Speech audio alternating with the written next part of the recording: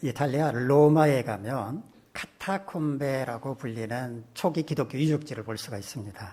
이 카타콤베는 본래 지하 공동묘지로 만들어졌는데 기독교 박해가 시작되자 이곳을 피난처로 사용을 했습니다. 로마 시내와 그 주변에는 45개 카타콤베가 있다고 합니다. 자, 가장 깊은 곳은 지하로 7층까지 내려가기도 한다고 합니다. 로마 시내에 있는 전체 카타콤베 길이를 따지면 약 900km에 이른다고 하니까 굉장히 로마 시내 지하에는 이런 카타콤베가 굉장히 많이 있다고 보면 되겠습니다. 이 카타콤베 내부는 미로와 같이 생겼다고 합니다. 그래서 언젠가는 독일 관광객이 이 카타콤베에 혼자서 들어갔다가 실종되는 사건이 발생한 적도 있었다고 합니다. 박해를 받던 그리스도인들이 이곳 카타콤베를 피난처로 삼았던 이유가 있는데요. 로마 제국은 묘지를 신성 불가침 지역으로 생각을 했다고 합니다. 그래서 묘지만큼은 접근하지 않았다고 합니다. 그런데 나중에 보니까 기독교인들이 그 묘지로 자꾸 피신을 하니까 나중에는 결국 로마 군대가 무덤 안까지 쳐들어와서 그리스도인들을 무참하게 살해했다고 합니다. 어떤 분이 로마의 한 카타콤베를 방문한 적이 있었는데 지하 무덤 앞에 한 소녀의 동상이 세워져 있었다고 합니다. 가이드로부터 그 소녀에 관한 이야기를 듣고 큰 감동을 받았다고 기고한 글을 읽어본 적이 있습니다. 로마 제국이 기독교인들에 대해서 대대적인 핍박을 가할 때의 이야기입니다. 로마 군대가 카타콤베 안으로 진입을 해서 그리스도인들을 닥치는 대로 사격을 하고 있었는데 그때마다 그리스도인들은 공포에 사로잡혀서 어둠 속에서 카타콤베 안을, 미로와 같은 카타콤베 안을 더듬거리면서 보다 더 안전한 곳으로 깊숙이 피신을 해야만 했다고 합니다. 이때 한 소녀가 미로와 같은 길을 잘 인도해서 수많은 그리스도인들의 생명을 구했다는 것입니다. 바로 그 소녀의 동상을 무덤 앞에 세워놓았던 것입니다. 그렇다면 그 소녀는 어떻게 캄캄한 지하 통로를 그렇게 훤하게 꿰뚫고 있었을까? 놀랍게도 그 소녀는 앞을 볼 수 없는 시각장애인이었다고 합니다. 시각장애인은 보지는 못하지만 감각이 뛰어나지 않습니까? 그 타고난 감각으로 지하 통로의 모든 거미줄과 같은 그 길을 전부 기억하고 있었답니다. 그래서 로마 군대가 쳐들어왔다 하면은 이 소녀가 앞장서서 그리스도인들을 안전한 길로 안내를 했다는 것입니다. 약할 때 오히려 강한 능력으로 함께해 주시는 하나님의 놀라운 은혜가 아릴 수 없었습니다. 사순절 둘째 주일인 오늘은 예수님께서 태어날 때부터 시각장애를 갖고 있던 어떤 거린을 볼 수 있도록 치유해 주신 이야기를 살펴보려고 하는데 함께 본문 가운데로 들어가서 그 내용부터 확인해 보도록 하겠습니다. 지난 시간에는 세상에 빛으로 오신 예수님에 관해서 살펴봤는데 오늘은 태어날 때부터 앞을 볼 수 없었던 사람을 예수님께서 볼 수 있게 해주시는 이야기입니다. 암흑 가운데 있던 사람에게 빛을 주신 것입니다. 예수님께서 제자들과 함께 길을 가고 계실 때 거리에 앉아서 구걸하고 있는 한 시각장애인을 보셨습니다. 당시 장애를 가진 사람들은 그렇게 거리에 나와서 구걸하는 것 말고는 딱히 살아갈 방법이 없었을 것입니다. 그렇게 구걸하기 위해서 밖으로 나온 사람들은 그나마 다행이었고 대부분의 사람들은 바깥 나들이도 하지 못한 채 집 안에만 갇혀 지내야 했을 것입니다. 그런데 그 거리는 날 때부터 앞을 보지 못하는 사람이었습니다. 장애인은 크게 둘로 나눌 수가 있죠. 태어날 때부터 장애를 갖고 있는 선천적인 장애인, 그리고 태어날 때는 정상이었지만 어떤 불의의 사고로 장애를 갖게 된 후천적인 장애인입니다. 후천적인 장애인의 경우에는 의학적인 도움을 받아서 치료나 개선이 가능할 수도 있지만 선천적인 장애를 가진 사람은 그게 거의 불가능합니다. 그런데 이날 예수님께서 만난 시각장애인은 태어날 때부터 앞을 보지 못하는 사람이었으므로 그가 앞을 보게 될 가능성은 전혀 없었던 겁니다. 더구나 그 당시 의료 수준을 감안한다면 그 사람이 설령 후천적인 시각장애인이었다 하더라도 다시 앞을 보게 된다고 하는 것은 거의 기대하기 어려웠을 것입니다. 제자들은 그 시각장애인 거린을 바라보면서 한 가지 의문을 품게 되었는데, 저 사람은 무슨 죄가 있어서 저런 장애를 갖고 태어났을까 하는 것이었습니다. 제자들은 궁금하게 생각하는 것을 예수님께 여쭤보았습니다. 우리 본문 1절, 2절 말씀 화면을 보면서 같이 읽겠습니다. 시작. 예수께서 길을 가실 때에 날 때부터 맹인된 사람을 보신지라. 제자들이 물어 이르되 랍비여, 이 사람이 맹인으로 난 것이 누구의 죄로 인함이니까? 자기니까 그의 부모니까? 제자들은 그가 태어나면서부터 앞을 보지 못하게 된 것은 죄 때문이라고 생각을 했습니다. 요즘도 이렇게 생각하는 분들이 많이 계시죠. 장애를 가졌거나 어떤 불의의 큰 사고를 당한 사람을 보면 저 사람은 무슨 죄가 있어서 하나님께 심판을 받은 것이다, 이렇게 생각을 합니다. 저 사람이 시각장애인으로 태어난 것은 자기의 죄 때문입니까? 아니면 그 부모의 죄 때문입니까? 라고 물었지만, 아니, 아기가 태어나기도 전에 무슨 죄를 짓는단 말입니까? 그러니까 결국은 제자들은 부모의 죄 때문에 저 사람이 시각장애를 가지고 태어났다라고 생각했다는 것을 알 수가 있습니다. 그런데 예수님은 제자들의 생각과는 다른 말씀을 하십니다. 우리 본문 3절에서 5절까지 말씀 함께 읽겠습니다. 시작. 예수께서 대답하시되 이 사람이나 그 부모의 죄로 인한 것이 아니라 그에게서 하나님이 하시는 일을 나타내고자 하심이라. 때가 아직 낮음에 나를 보내신 이의 일을 우리가 하여야 하리라. 밤이 오리니 그때는 아무도 일할 수 없느니라. 내가 세상에 있는 동안에는 세상의 빛이로라. 아멘. 그 거린이 시각장애인으로 태어난 것은 그의 죄 때문도 아니고 그 부모의 죄 때문도 아니라 그를 통해 하나님이 하시는 일을 나타내고자 하십니다 라고 말씀을 하십니다. 그를 통해 하나님이 하시는 일을 나타내고자 하셨다, 이 말은 자칫 오해를 불러올 수도 있습니다. 하나님께서 하시는 일을 나타내시기 위해서 그 사람을 시각장애인으로 태어나게 하셨다? 그렇다면 하나님께서 그를 이용하셨다는 말인가? 이렇게 생각할 수도 있지만 그런 의미로 해석하면 곤란합니다.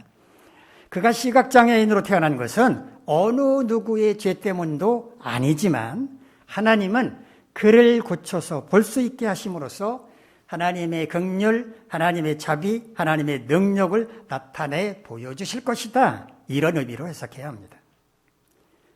때가 아직 낮음에 나를 보내신 이의 일을 우리가 하여야 하리라 라고 말씀하신 것은 예수님께서 십자가 고난을 당하시기 이전이므로 아직 할 일이 많이 남아있다라는 의미입니다.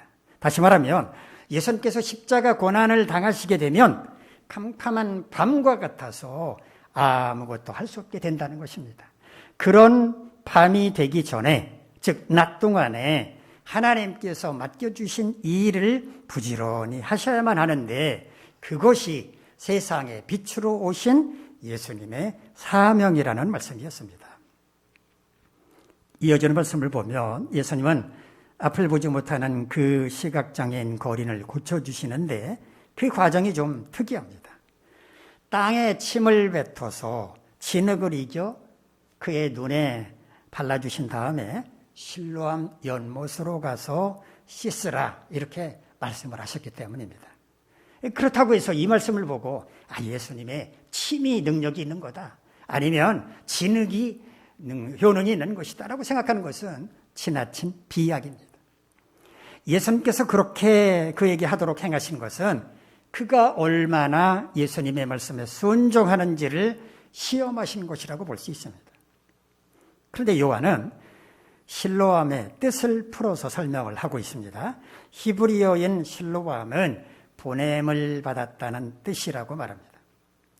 실로암 연못은요, 예루살렘 바깥에 있는 기혼샘으로부터 수로를 만들어서 바위를 뚫고 길을 만들어서 물을 그곳에 실로암 연못에 모아놓은 것이었습니다. 기홈샘물로부터 보냄을 받은 물이 모여있는 곳, 그곳이 바로 실로암 연못이었습니다. 자, 그러면 예수님은 어떤 분이십니까? 인류의 구원을 위해서 하나님이 이 땅에 보내신 분입니다. 하나님께로부터 보냄을 받으신 예수님께서 기온샘으로부터 보냄을 받은 물이 모여있는 실로암 연못으로 이 사람을 보내서 너를 씻어서 보게 하신다. 이건 뭘 의미하는가? 그리스도로 오신 예수님께서 하나님의 아들이신 그리스도의 능력을 나타내 보여주신다라고 하는 것을 상징적으로 암시하는 것입니다.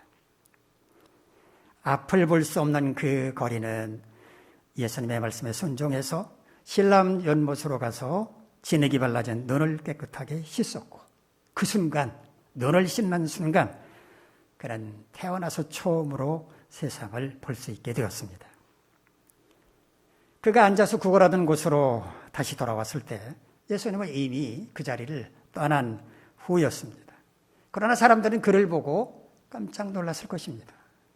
어떤 사람들은 저 사람 그 앉아서 구걸하던 사람이야 라고 말을 했고, 어떤 사람은 비슷하긴 한데 아니야 라고 말을 했습니다. 대개 시각장애인들은 눈을 이렇게 감고 있죠. 깜빡깜빡하긴 하지만 주로 눈을 감고 있습니다. 여러분 한번 생각해 보시기 바랍니다. 눈을 늘 감고 있는 사람이 어느 날 눈을 번쩍 떴습니다. 그러면 인상이 달라집니다. 사람들이 보기에 그 사람인가?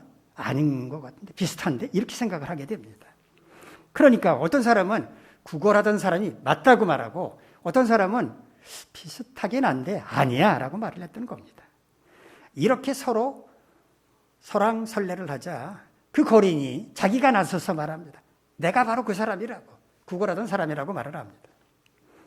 그는 말합니다. 예수라고 하는 분이 나에게 진에게 침을 뱉어서 이긴 다음에 내 눈에 바른 다음에 실로암 연못으로 가서 눈을 씻어라, 그렇게 말을 해서 내가 실로암 연못으로 가서 눈을 씻었더니 이렇게 보게 됐다라고 간증을 했습니다.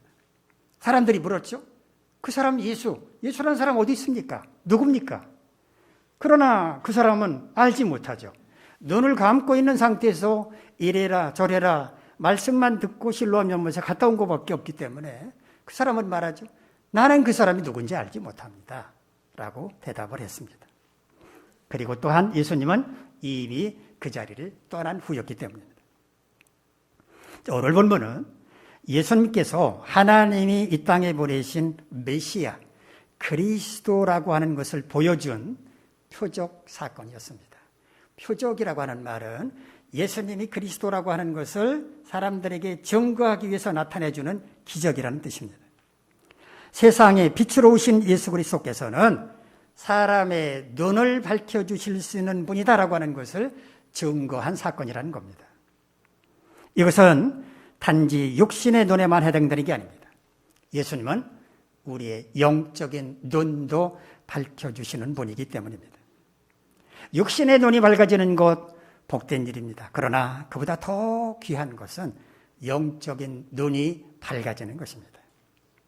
이 시간에는 우리가 영적으로 눈이 밝아지려면 어떻게 해야 할 것인지 오늘 본문의 말씀 가운데서 그 비결을 찾아보도록 하겠습니다. 첫 번째, 예수 그리스도를 만나야 합니다. 태어날 때부터 앞을 볼 수 없었던 거린이 앞을 볼 수 있게 될 가능성 얼마나 되었을까요? 눈꼽만큼도 없었습니다. 그는 그저 하루하루 구걸하며 살아갈 뿐 앞을 볼 수 있다라고 하는 꿈조차 꾸지 않았을 것입니다. 그런데 그가 어떻게 앞을 볼 수 있게 되었습니까? 예수님께서 그를 발견하셨고 그가 예수님을 만났기 때문입니다. 더 나아가서는 예수님께서 그를 통해서 하나님이 하시는 일을 나타내 보여주시겠다고 마음먹었기 때문에 가능했습니다. 영적인 눈이 밝아지는 것도 마찬가지입니다. 예수님을 만나지 않는다면 불가능한 일입니다. 우리는 어떻게 예수님을 만날 수 있습니까? 성령이 우리에게 임하시면 됩니다. 예수를 따르는 자들이 유대교를 흔들고 있기 때문에 이놈들을 소탕하는 게 하나님의 뜻이다. 이렇게 착한 사람이 있었습니다. 사울이었습니다. 스데반 집사를 돌로 쳐 죽이는 일 주동한 것 바로 사울이었습니다. 그는 살기가 등등해서 다메섹 여러 회당에 가져갈 공문을 들고 가고 있었습니다. 그런데 갑자기 하늘로부터 강력한 빛을 받아서 그 자리에 고꾸라지고 말았는데 그때 그는 음성을 들었습니다. 사울아, 사울아, 네가 어찌하여 나를 박해하느냐? 나는 네가 박해하는 예수라. 너는 일어나 다메섹 시내로 돌아가라. 네가 무엇을 행할지 네게 알려줄 사람이 있을 것이다. 사울은 앞을 볼 수 없었기 때문에 함께 가던 사람의 손에 이끌려서 다메섹 시내로 돌아갔습니다. 그리고 사흘 동안 앞도 보지 못한 채 먹거나 마시도 못한 채 기도하고 있었습니다. 그런데 그때 사울을 찾아간 사람이 있었습니다. 아나니아라고 하는 주님의 제자였습니다. 아나니아는 사울이 있던 곳을 어떻게 알았을까요? 주님이 환상을 통해 알려주었기 때문입니다. 아나니아가 주님의 명을 받아서 사울에게 안수했을 때 사울의 눈에서는 물고기 비늘 같은 것이 떨어졌고 그 순간 사울은 볼 수 있게 되었습니다. 사울은 단순히 육신의 눈만 볼 수 있게 된 것이 아니라 영적인 눈까지 밝아졌는데 그가 그렇게 될 수 있었던 것은 그가 부활하신 주님을 만났기 때문에 그에게 성령이 임했기 때문에 가능한 일이었습니다. 열왕기하 6장을 보면 아람 제국이 이스라엘을 괴롭힐 때 엘리사 선지자가 그들을 물리치는 아주 드라마틱한 사건이 나옵니다. 아람 제국의 왕이 이스라엘을 침공하기에 앞서서 군대 지휘관들, 장수들과 함께 작전회의를 합니다. 이번에는 이쪽 지역을 침공을 해서 이스라엘을 공격합시다. 이렇게 작전회의를 마치고 나면 어떻게 하라는지 그곳으로 공격을 해가면 이스라엘이 거기를 방어하고 있었습니다. 번번이 그렇게 실패하게 됐습니다.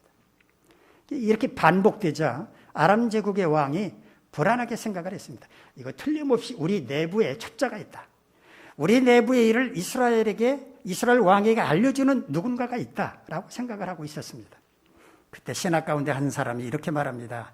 전하, 이스라엘에는 엘리사라고 하는 선지자가 있습니다. 이 선지자는 전하께서 침실에서 하는 말씀도 다 꿰뚫어 알아서 이스라엘 왕에게 알려줍니다.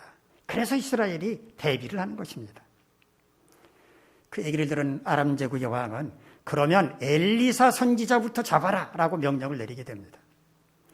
아람 제국은 밤중에 은밀하게 말과 병거와 많은 군사를 엘리사 선지자가 있는 도단성으로 보냅니다. 그리고 완전히 물샐 틈 없이 도단성을 포위하게 됩니다. 한편 엘리사 선지자를 돕는 사환은 아침 일찍 일어나서 아무 생각 없이 밖으로 나갔다가 깜짝 놀라고 맙니다. 군사들이 도단성을 사방으로 빼곡하게 포위하고 있었기 때문입니다. 사환은 헐레벌떡 엘리사 선지자에게로 와서 보고를 합니다. 큰일 났습니다. 지금 수많은 아람 제국의 군사들이 성을 에워싸고 있습니다. 이 일을 어쩌면 좋습니까? 그런데 엘리사 선지자는 놀라기는커녕 이미 다 알고 있다는 표정으로 태연하게 말합니다. 걱정하지 마라. 두려워하지 마라. 우리와 함께한 자가 저들과 함께한 자보다 많다라고 말합니다. 사환은 기가 막힌 엘리사 선지자의 말에 그냥 가슴을 치며 말합니다. 무슨 말씀을 하시는 겁니까 지금? 우리는 지금 도간에 든 쥐나 마찬가지라니까요. 엘리사 선지자가 사환을 불쌍히 여겨서 그의 눈을 열어달라고 하나님께 기도를 했습니다. 그때 그의 눈이 열립니다. 그리고 그의 눈에 불말과 불병거가 산에 가득해서 엘리사 선지자를 둘러싸고 있는 것을 볼 수 있었습니다. 이어서 엘리사 선지자는 하나님께 기도합니다. 저 아람 군대의 눈을 모두 멀게 어둡게 해 주십시오. 엘리사 선지자는 앞을 볼 수 없는 아람 군대를 이끌고 이스라엘의 수도 사마리아까지 끌고 갑니다. 싸우지도 않고 대규모 아람 군대를 생포해서 끌고 간 것입니다. 이처럼 영적인 눈이 밝아지는 것은 주님의 능력으로 가능하고 주님의 능력은 성령을 통해 나타나기 때문에 우리가 영적으로 눈이 밝아지려면 예수 그리스도를 만나고 성령이 우리에게 임할 때 가능한 일이 됩니다. 둘째로 예수님의 말씀에 순종할 때 우리가 영적으로 눈이 밝아질 수 있습니다. 태어날 때부터 앞을 볼 수 없었던 그 사람, 앞을 볼 수 있는 가능성이라고는 눈꼽만큼도 없던 그 사람이 구걸하고 있을 때 예수님께서 그에게 다가가서 그의 눈에 진흙을 이겨 바르셨습니다. 이때 그 거린이 예수님께서 하라는 대로 따랐기에 망정이지, 만약에 이거 뭐하는 짓입니까? 라고 소리쳤거나 날 때부터 볼 수 없었던 나를 고쳐준다라고 하는 황당무계한 짓을 하려는 것입니까? 라고 거부했다면 어떻게 됐을까요? 그 사람은 계속 앞을 볼 수 없는 상태로 살아야 했을 것입니다. 그가 앞을 볼 수 있게 된 것은 예수님을 만났고 예수님의 말씀에 그대로 따랐기 때문이었습니다. 어떤 사람이 예수님을 만났다고 하더라도 예수님의 말씀을 받아들이지도 않고 순종하지도 않는다면 그 사람의 영적인 눈은 그냥 어두운 상태로 있을 수밖에 없습니다.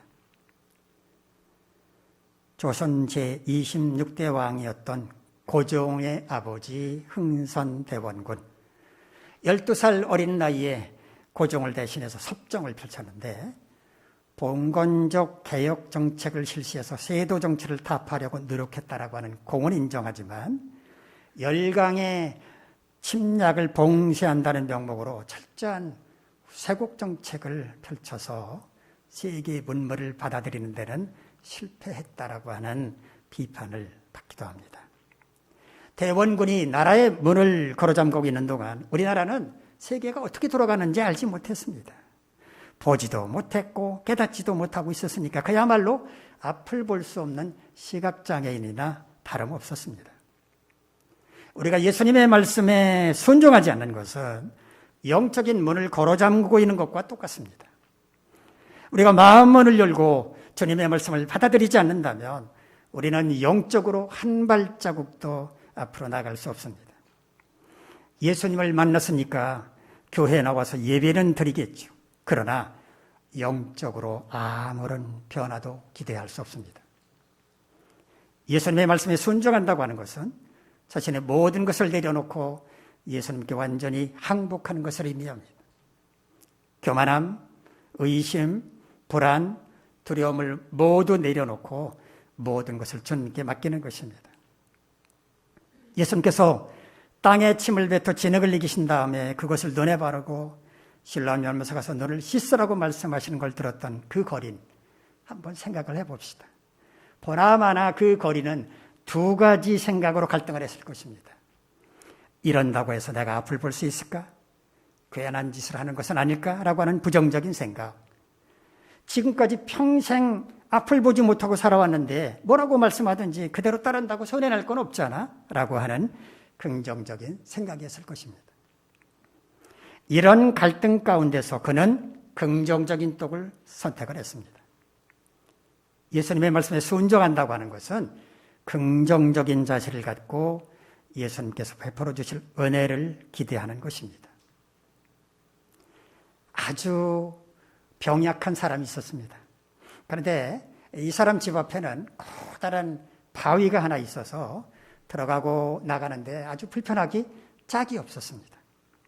어느 날 하나님께서 이 사람에게 말씀하셨습니다.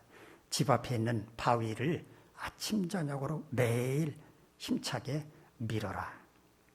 이 사람은 아침 저녁으로 매일 그 바위를 밀었습니다. 8개월 동안이나 힘차게 밀었습니다.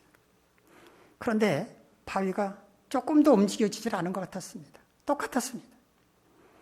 그는 하나님께 원망 섞인 기도를 했습니다. 하나님, 제가 지난 8개월 동안 헛수고를 했습니다. 바위가 전혀 옮겨지지 않았습니다.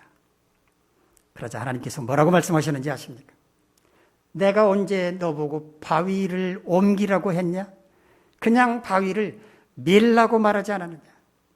자, 이제 거울을 통해서 내 모습을 살펴보거라. 그가 거울 앞에 가서 자신의 몸을 살펴봤습니다. 그의 몸은 지난 8개월 동안 몰라보게 건강해져 있었습니다. 몸에 근육도 생겼을 뿐만 아니라 늘 달고 달던 기침도 사라졌다는 것을 그제서 깨달았습니다. 8달 동안 바위가 옮겨진 게 아니라 그 자신이 건강하게 변화되었던 것입니다. 주님은 우리에게 유익한 것을 주시고자 순종하라고 말씀하십니다.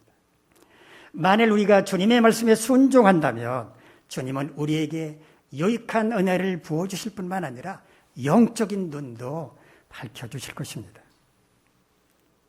셋째로, 우리가 영적으로 눈이 밝아지려고 한다면 실로암 연못의 물로 눈을 씻어야 합니다.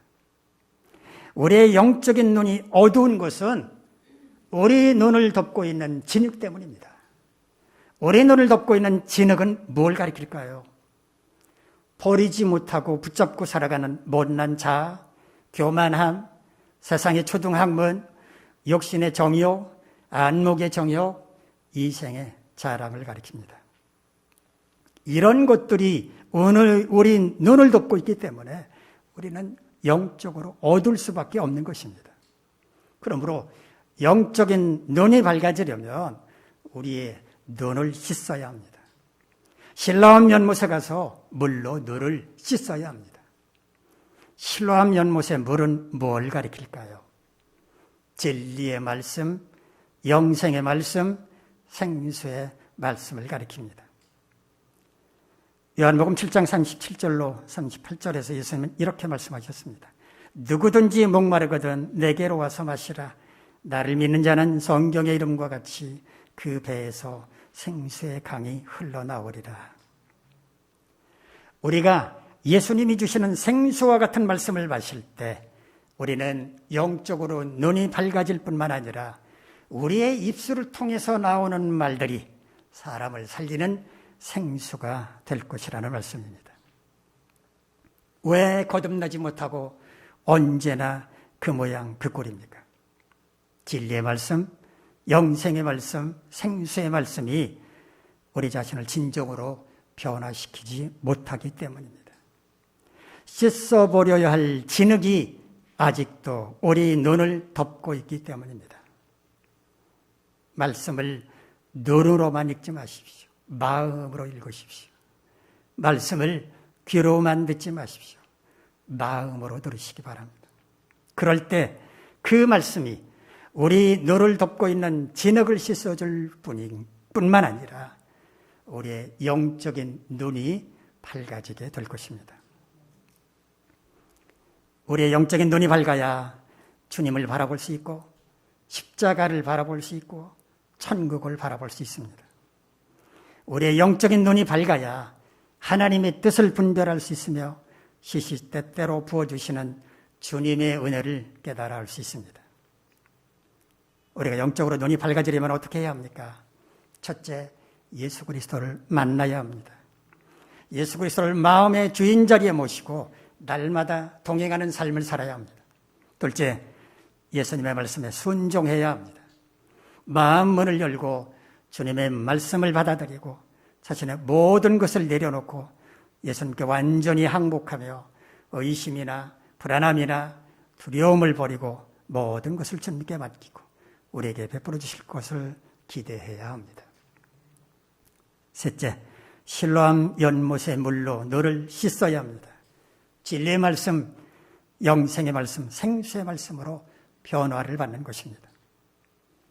여러분 모두 예수님께서 너를 밝혀주실 분임을 믿고 이와 같이 행함으로써 영적인 눈이 밝아질 수 있기를 간절히 바랍니다. 기도하겠습니다. 거룩하신 하나님, 우리 모두 예수님께서 내 눈을 밝혀주신다라고 하는 것을 믿고 그 예수님을 만나고 예수님의 말씀에 순종하고 또 예수님 말씀의 그 눈물, 영생의 말씀으로 너를 깨끗하게 씻음으로 우리의 영적인 눈이 밝아질 수 있게 하옵소서. 예수님의 이름으로 기도하옵나이다.